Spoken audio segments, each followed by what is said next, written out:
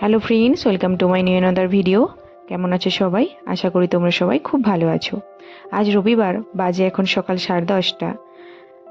তো বর আজকে বাজার থেকে ইডলি, বড়া, সাম্বার নিয়ে এসেছিল। তো আজকের ব্রেকফাস্টটা এটা দিয়েই শুরু হবে।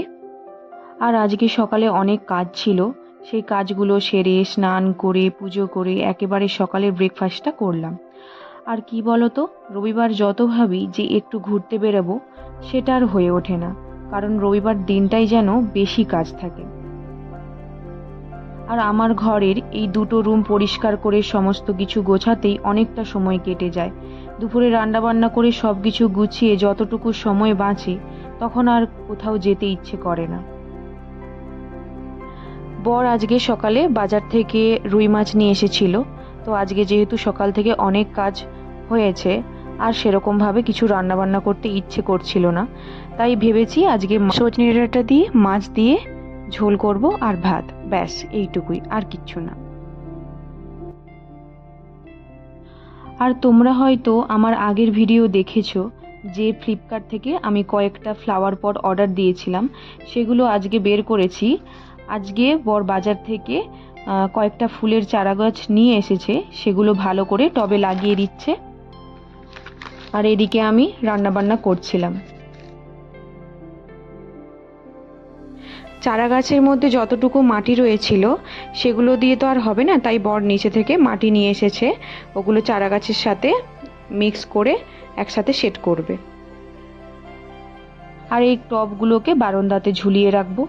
যাই হোক, বারান্দাটা বেশি বড় নয়, কিন্তু যতটুকু জায়গা রয়েছে তার মধ্যেই অ্যাডজাস্ট করে ঝুলিয়ে দেব।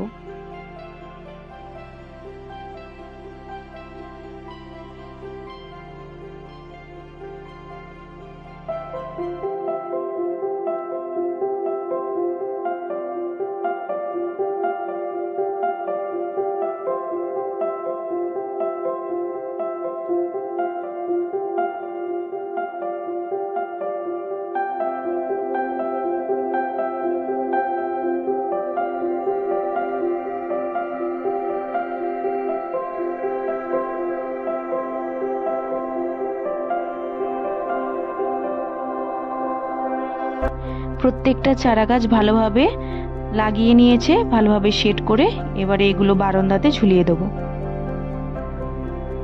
আজকে ঝোলটা অনেক পাতলা ভাবে করেছি, বেশি মশলা দেই না। যাই হোক, আমার রান্নাটা পুরোপুরি কমপ্লিট। এই দেখো, প্রত্যেকটা টব ঝুলিয়ে দিয়েছে, কি সুন্দর লাগছে না? তো আজকে তোমাদের সাথে অনেক কথা হলো, অনেক গল্প হলো।